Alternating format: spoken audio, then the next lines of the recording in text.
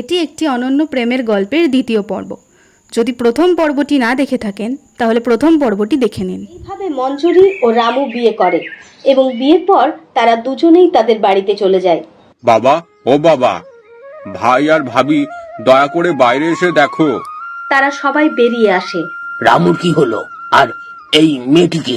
বাবা, এই মেয়ে আর কেউ নয়, তোমার পুত্রবধূ, অর্থাৎ আমার স্ত্রী। কি বলছো ভাই?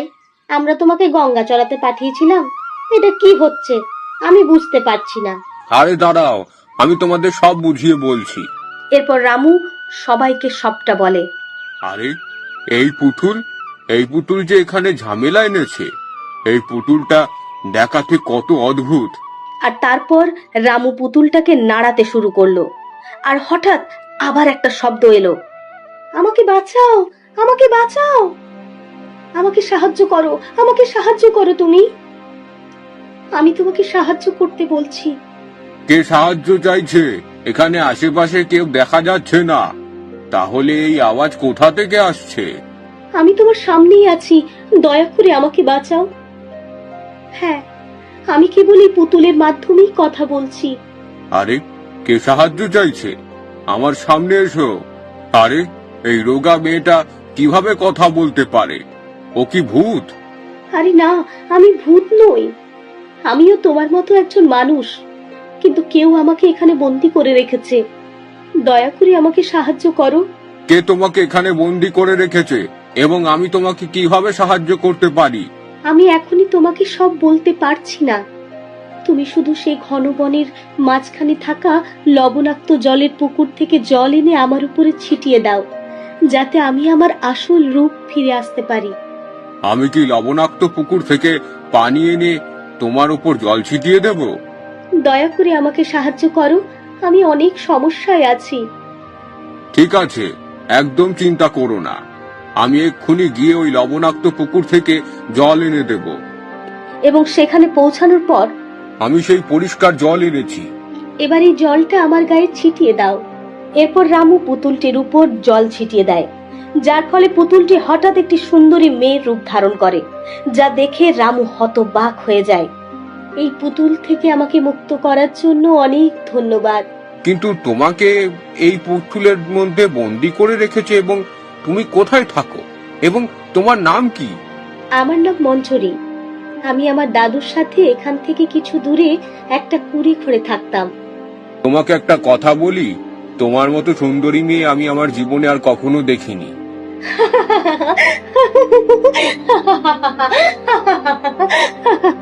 তুমি সত্যিই খুব সুন্দর। আমি তোমাকে কিছু বলতে পারি? না, বলো। আমি তোমাকে বিয়ে করতে চাই।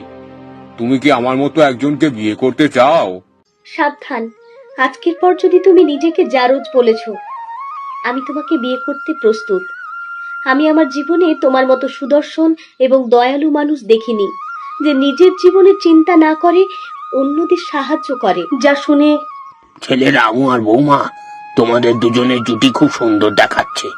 তোমাদের দুজনের উপর যেন কেউ খারাপ নজর না ফেলে। আর বৌমা, দাঁড়িয়ে কি দেখছো? যাও, বাড়িতে তৈরি হও। আমাদের ছোট বৌমা আমাদের বাড়িতে এসেছে। সাবধান, সাবধান বলে দিলাম। যদি ভুল করো এই বাড়িতে পা রাখো। শালি, তুমি কি বলছো? আমি সত্যি বলছি। আমি জানি না তুমি কোন ডাইনিকে বিয়ে করেছো। তুমি কি তার বাবা মাকে চেনো? ছোট বৌমা, সাবধানে কথা বলো। সেও এই বাড়ির পুত্রবধূ, এবং কেন সেই বাড়িতে আসবে না? এই বাড়িতে তোমাদের দুজনেরই যতটা অধিকার আছে, এই দুজনেরও ততটাই অধিকার আছে। বাবা, আমার মনে হয় তুমি এটা ভুলে যাচ্ছ। কি? যখন তোমার স্বাস্থ্যের অনেক অবনতি হয়েছিল।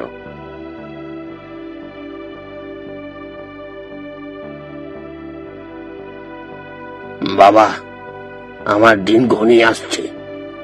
আমি চলে যাওয়ার পর তোমাদের দুজনের একসাথে থাকা উচিত। বাবা, তোমার যা কিছু জমি জমা আছে তা তোমার দুই ভাইকে দিয়ে দেওয়া উচিত। আরে বাবা, দয়া করে সব জমি আমার নামে হস্তান্তর করুন। আমি রামুকে তার জমির অংশ পরে বুঝিয়ে দেব। ঠিক আছে বাবা, ঠিক আছে।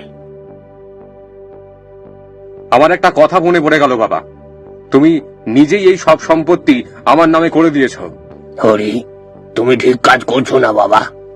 আমি তোমার ওপর আস্থা রেখে আমার সমস্ত সম্পত্তি তোমার নামে হস্তান্তর করেছি।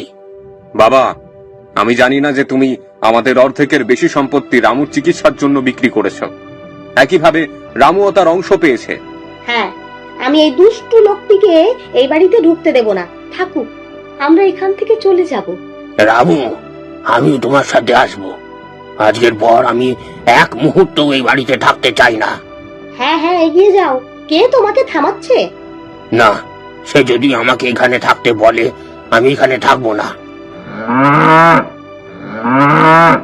হ্যাঁ হ্যাঁ, তুমি এটাকেও তোমার সাথে নিয়ে যাও। যাই হোক, তোমরা সবাই চলে যাওয়ার পর এটা দেখাশোনা কে করবে? এটা বলে তারা সবাই সেখান থেকে চলে যায়।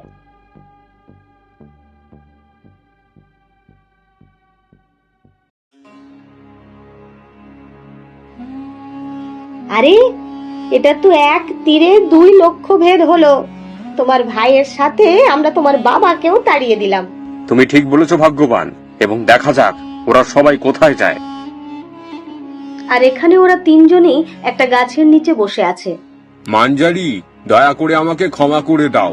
আমি ভেবেছিলাম তোমাকে বিয়ে করার পর আমি তোমাকে একটা ভালো জীবন দিতে পারবো। আরে না, এটা তোমার দোষ নয়, এবং তুমি আমার জন্য ভালো করে ভেবেছিলে, কিন্তু আমার ভাগ্যে সুখ লেখা নেই, এবং আমার কারণে তোমাকে আর তোমার বাবাকেও গৃহহীন হতে হয়েছে। ও না ভাগ্যবান, এটা তোমার দোষ নয়। বাবা, আমাকে ক্ষমা করো। আজ আমার ভুলের কারণে তোমাদের দুজনকেই গৃহহীন হতে হলো। ওহ না, ওহ না বাবা, তুমি আমাদের কাছে ক্ষমা চাইছো কেন? কিন্তু বাবা, আমি বুঝতে পারছি না আমরা তিনজন এখন কোথায় যাব।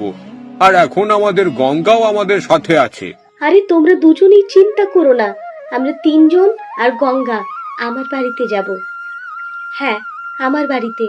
আমি তোমাকে বলেছিলাম না যে এই জঙ্গলে আমার একটা কুঁড়ে ঘর আছে?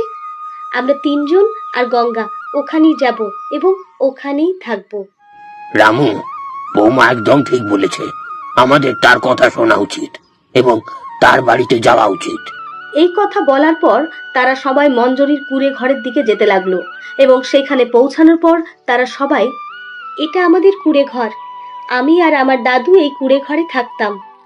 বাবা, আজ থেকে আমরা সবাই এই কুঁড়ে ঘরেই থাকবো। এখন চিন্তার কিছু নেই। ভাগ্যিস আমাদের থাকার জন্য ছাদ আছে, কিন্তু এখন আমাদের কোনো চাকরি নেই। আমরা খাবো কি? আরে ছেলে আর মেয়ে, তোমরা দুজনেই চিন্তা করো না। কাল সকালে তোমরা জঙ্গল থেকে বাঁশ কেটে নিয়ে আসবে। আমরা সেই বাঁশ দিয়ে টকিয়া বানাবো। আমি বাঁশের টকিয়া খুব ভালো বানাতে পারি।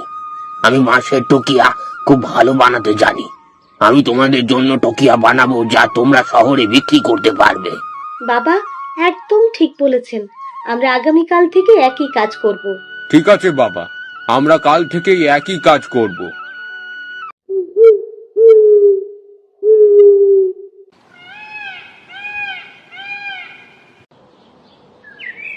পরের দিন সকালে মঞ্জুরি আর রামু খুব ভোরে ঘুম থেকে উঠে জঙ্গল থেকে বাঁশ কেটে আনে। হরিয়া বাবাকে তারা দিতে শুরু করে। হরিয়া বাবা সেই বাঁশ দিয়ে ঝুড়ি তৈরি করতে শুরু করলেন। রামু ও মঞ্জুরি এইসব ঝুড়ি বাজারে বিক্রি করতে থাকে। এর ফলে তাদের ভালো আয় হতে শুরু করে। বাবা, তোমার ওষুধ খাও। বাবা, তুমি আমাদের জন্য যে ঝুড়ি বানাও সেগুলো বাজারে খুব দ্রুত বিক্রি হয়, এবং আমরাও ভালো লাভ করতে শুরু করেছি।